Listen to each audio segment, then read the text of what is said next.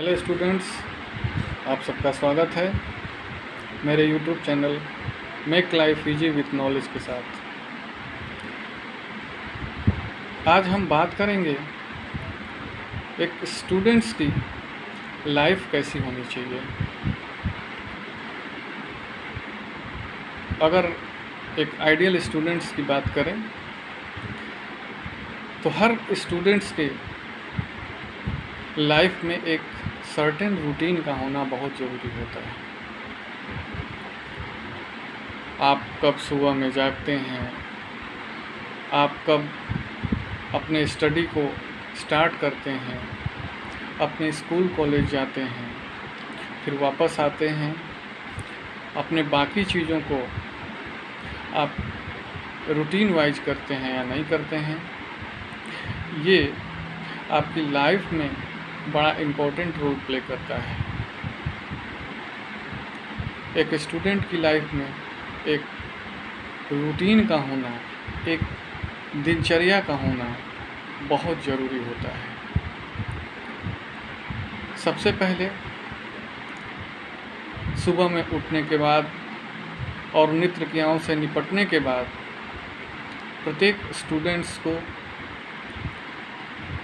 10 minute meditation पे ज़रूर से ज़रूर ध्यान देना चाहिए। उससे मन एकाग्रचित होता है, पढ़ने में आपका ध्यान लगा रहेगा, आप अपनी स्टडी पर कंसंट्रेट कर पाएंगे। इसके बाद आप अपनी सुबह की पढ़ाई स्टार्ट कर सकते हैं। उसके बाद आप नहा धो करके अपने स्कूल को जाने का रूटीन बना सकते हैं। अब स्कूल में आने के बाद आप अपनी कक्षा के रूटीन के अनुसार आप अपनी तैयारी करके आते हैं, तो आपको न सिर्फ सीखने में, न पढ़ने में, बल्कि अपने शिक्षकों से जिन बातों को आपने कल नहीं समझा है उसको पुनः प्रश्नावली द्वारा आप उनसे इंटरेक्ट कर सकते हैं, उनसे बातों को समझ सकते हैं, पूछ सकते हैं और अपने ज्ञान की बढ़ोतरी कर सकते हैं। रूटीन वाइज आपकी कक्षाएं स्कूल में निश्चित रूप से चलती होंगी और क्लास ख़त्म होने के बाद आप घर को जाते हैं।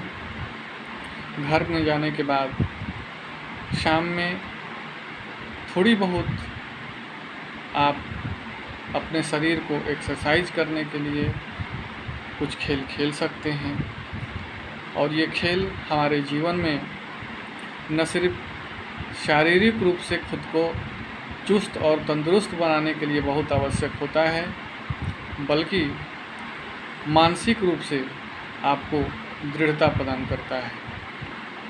इसलिए जीवन में थोड़ा सा खेल हर व्यक्ति को ज़रूर खेलना चाहिए।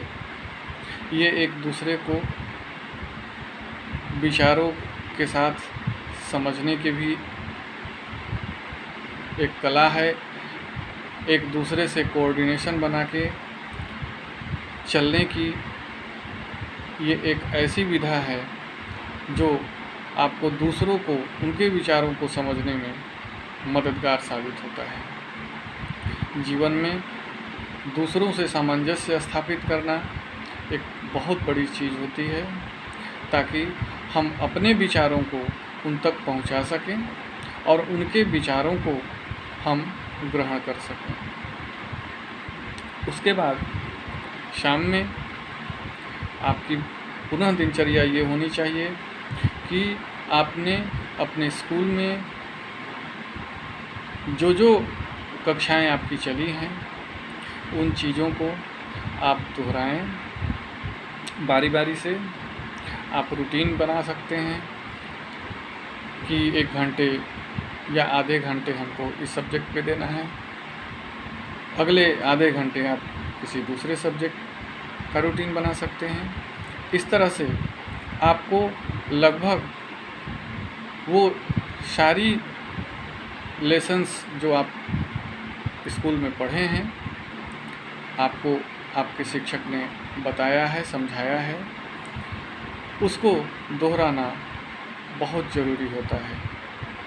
अगर क्लास में पढ़ाई गई बातों को आप वापस अपने घर पे नहीं दोहराते हैं तो उन बातों को सीखने समझने में आपको निश्चित रूप से कठिनाई उत्पन्न होगी और ये बात भी जानने में आप अक्षम साबित होंगे कि आपने जितना पढ़ा है उसमें कितना सीखा और कितना आपको नहीं समझ में आया। अगर आप ऐसा करेंगे तभी आप अगले दिन जब स्कूल अपने जाएंगे तो अपने अध्यापक से जो बातें आपने नहीं सीखी हैं उनको पुनः सीखने का प्रयास करेंगे। तो जीवन में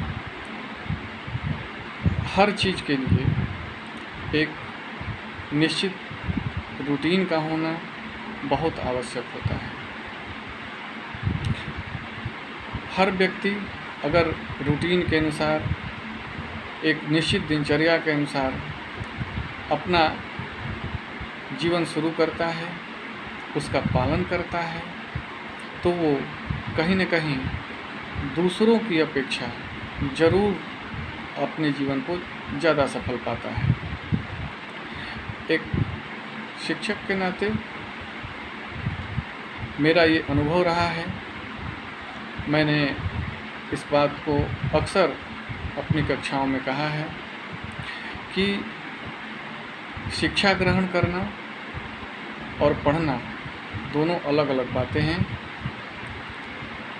पढ़ाई तो आप सिर्फ चीज़ों को जानने के लिए पढ़ते हैं, छोटा मोटा आप ज्ञान अर्जित कर लिए, लिखना पढ़ना सीख लिए, ये अलग चीज़ें हैं। डिग्री हासिल करना भी उनमें से एक चीज़ है। डिग्री हासिल करके अगर आपने जीवन को ठीक से समझा नहीं तो उस पढ़ाई का और उस डिग्री का जीवन में कोई खास महत्व नहीं होता है।